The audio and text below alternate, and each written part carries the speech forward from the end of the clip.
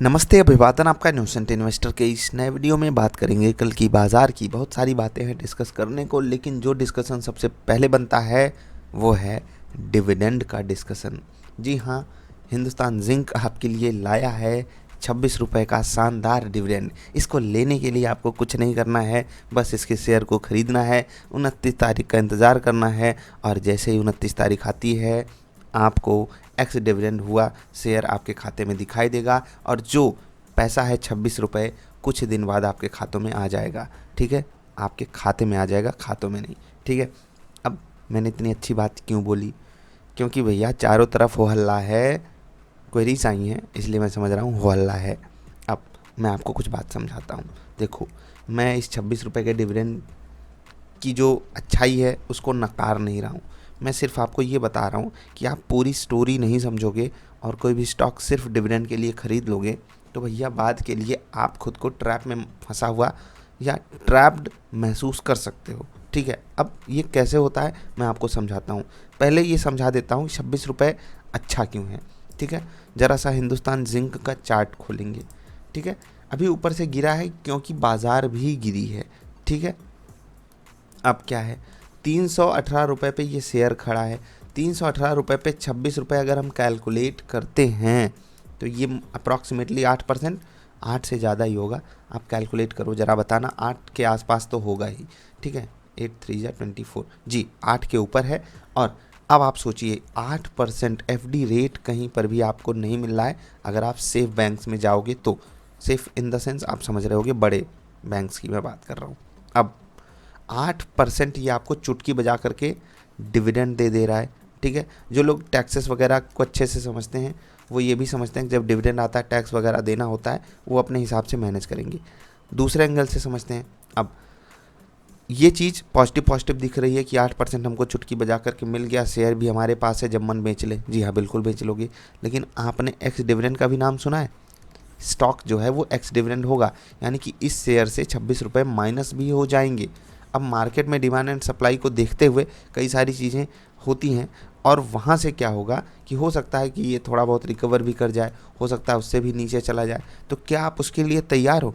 अगर आप उसके लिए तैयार हो, अगर आपको हिंदुस्तान जिंक में कुछ वैल्यू दिखाई देती है फॉर लॉन्ग टर्म, तो आप बिल्कुल डिविडेंड के लिए ख़रीद लो। अगर आपको इतना शौक़ है, चारों तरफ से हल्ला मचा हुआ है, तो आप तो ख़रीदोगे ही। लेकिन मैं कुछ बातें आपको समझा दे रहा हूँ कि ऐसे में आपको दिक्कत हो सकती है, क्योंकि ये स्टॉक हो सकता है काफ़ी लंबा समय बिता दे उस प्राइस को वापस आपको दिखाने में जिस प्राइस पे आपने बाई किया है। डिविडेंड तो आपके खाते में चला जाएगा, लेकिन शेयर आपको यहाँ पर लॉस दे रहा होगा। ठीक है, तो दो धारी तलवार होती है। जनरली मैं डिविडेंड के लिए आपको फोर्स नहीं करता हूँ। एक इकलौता वेदांत VEDL, जी हाँ, इसी कंपनी को मैंने आपको डिविडेंड के लिए एकदम फोर्स किया था कि इसको तो खरीदो ही खरीदो, खरीदो ही खरीदो, जब ये 100 के आसपास था और बढ़िया वाला डिविडेंड लेकर के आया था। खैर, इस डिविडेंड से वेदांत को भी काफ़ी फ़ायदा होगा, क्योंकि हिंदुस्तान जिंक क्या है आपको पता है ना, सब्सिडियरी है।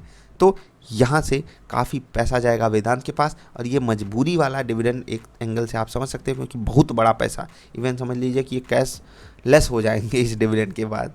मजाक कर रहा हूँ, लेकिन फिर भी बहुत बड़ा अमाउंट है इनके पास जो कैश पड़ा हुआ है, उसका ये डिविडेंड के रूप में दे रहे हैं और उसका सबसे बड़ा बेनिफिशियरी वेदांत है। हम आप सब भी बेनिफिशियरी हो सकते हैं, लेकिन सोच समझ करके।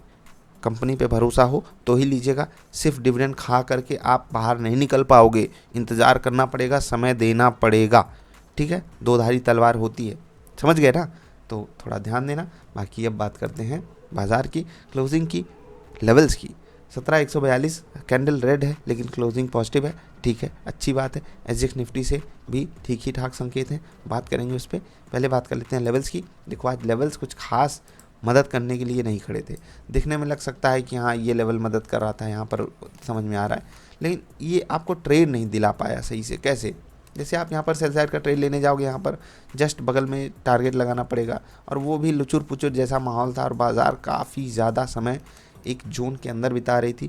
तो यहाँ पर ट्रेड करके आप कुछ खास प्रॉफिट, खासकर बाइंग करके तो नहीं कमा पाए होगे। लेकिन अगर आप देखोगे सपोर्ट और रेजिस्टेंस को जो बाज़ार देख रही थी, मान रही थी, तो अपने हिसाब से समझो कि आपकी यहाँ पर मदद हो सकती थी या नहीं। लेवल्स के द्वारा बात करेंगे जो कल के इंपॉर्टेंट लेवल्स हैं, लेकिन पहले एक न्यूज़ डिस्कस करेंगे।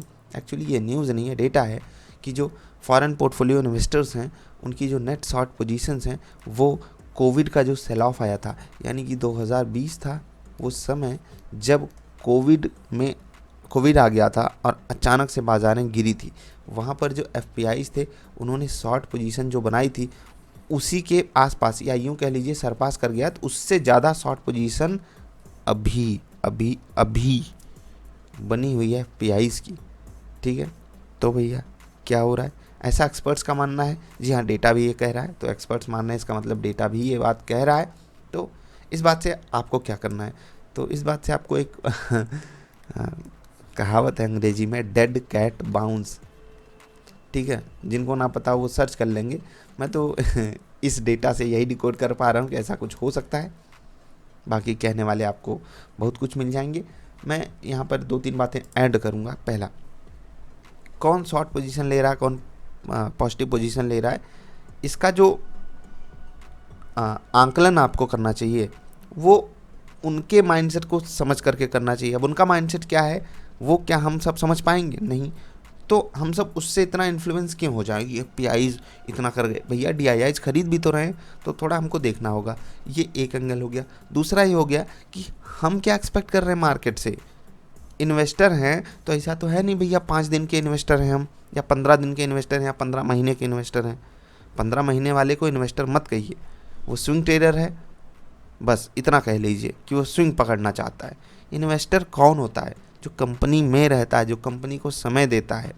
ये चीज़ नहीं समझोगे तो आप इन्वेस्टमेंट को गलत एंगल से ले जाओगे और लॉन्ग टर्म पोर्टफोलियो नहीं बना पाओगे, उसमें ताक झाक करते रहोगे, और जब ताक झाक करोगे ना तो सब सत्यानाश हो जाएगा। तो इन्वेस्टर बनने की कोशिश करो, डरा मत करो किसी डेटा से। ठीक, समझ गए? हाँ, कुछ डेटा होते हैं डरावने, लेकिन फिर अगर वो डरावने हैं तो एग्जिट कर जाओ। अगर आपको लगता है कि ऐसा कुछ है कि बाज़ार यार नहीं चल पाएगी क्योंकि इन्होंने ऐसा कर दिया है, आप एफपीआईज को ही भगवान मानते हो, तो मत करो। जब वो खूब खरीद लें, एकदम फोमो में आपको ला करके पटक देंगे, टॉप पे खरीदोगे, ये गलती मत करना। अच्छे स्टॉक्स को अच्छे रेट पे खरीदा जाता है, समझ गए? एफआईआईज का डेटा देखते हैं, आज खरीदारी की है एफआईआईज, देख लो 60 करोड़ खरीद गए। 60 करोड़ यार, गली के इन्वेस्टर खरीद लेते हैं एफआईआईज, सर मानी चाहिए। जाने दो, बुरा मान जाएंगे, फिर से बेचने लगेंगे, कम से कम खरीदे तो हैं। डीआईआईज ने लगभग 450 करोड़ की खरीदारी की है, अच्छी बात है। ठीक है, हाँ डिविडेंड हटाओ, इसको भी हटाओ। हाँ, कुछ लोग पूछ रहे थे सर आरबीआई बुलेटिन कहाँ से डाउनलोड करते हैं, अब हम बताएंगे। आप ये भी पूछ सकते हो मूवी कहाँ से डाउनलोड करते हैं, ये कहाँ से डाउनलोड करते हैं, वो कहाँ से डाउनलोड करते हैं। भैया देखो यार, कुछ मेहनत खुद भी करना सीखो, और इतना भी कठिन नहीं। आरबीआई की वेबसाइट पे बोला था, थोड़ा सा तो एक्सप्लोर किया करो, आराम से मिलेगा। मैं भी पढ़ ही रहा था, समझ ही रहा था, देख ही रहा था क्या डेटा आया है। आपको भी पढ़ना, देखना, समझना चाहिए। अगर इंटरेस्ट है, नहीं है तो जहाँ इंटरेस्ट है उस पर फोकस कीजिए। ठीक, हाँ, इंट्राडे स्टॉक नोट कीजिए, डाबर रहेगा पहला इंट्राडे स्टॉक। क्यों लेना है ट्रेड इसमें, आपको पता है ना, कुछ बताने की ज़रूरत? जी, डाबर पे नज़र रखना, एपीएल अपोलो पे नज़र रखना, उम्मीद यहाँ पर पॉजिटिविटी की है। और आखिरी स्टॉक रहेगा वीआईपी इंडस्ट्रीज़। अभी आपको लेवल्स बताएं उससे पहले आपको दिखा देते हैं एसजीएक्स निफ्टी का चार्ट। अच्छा लग रहा है चार्ट देखने में? जी अच्छा है चार्ट।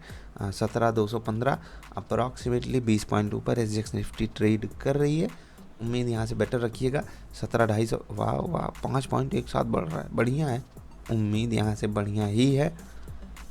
ठीक है, आज थोड़ा सा ऊपर खुल के हम फिसल गए थे, लेकिन कल की ओपनिंग के संकेत भी ठीक ठाक है और क्लोजिंग भी। अगर बाज़ार 242 के आसपास का जो लेवल है उसको तोड़ करके टिक गई तो मज़ा आ जाएगा। नोट कीजिए इंपॉर्टेंट लेवल्स, 17,075, 17,121, 17,174 ये रहेंगे बाज़ार के लिए सपोर्ट लेवल्स। यहाँ से सपोर्ट शुरू होगा, ऐसे से नीचे जाएगा, समझ गए? रेजिस्टेंस है 192, 241 और 288। ठीक, बैंक निफ्टी के लिए इंपॉर्टेंट लेवल रहेगा 39,536, 39,710, 39,875। ये सपोर्ट है, ऐसे ऐसे, समझ गए? और फिर रेजिस्टेंस इधर है 40,050, 40,225 और 40,388। आई होप आप समझ गए होंगे। अकॉर्डिंगली आप अरेंज कर लेना। अभी आपसे विदा लेने का समय है। वीडियो पसंद आई तो लाइक कर देना, नहीं पसंद आई तो डिसलाइक कर देना। जल्दी मिलते हैं। आप इतनी रात में आकर के वीडियो देखिए, सुबह वीडियो देखिए, उसके लिए आपको दिल से धन्यवाद। मिलते हैं, आपका आभार, नमस्कार।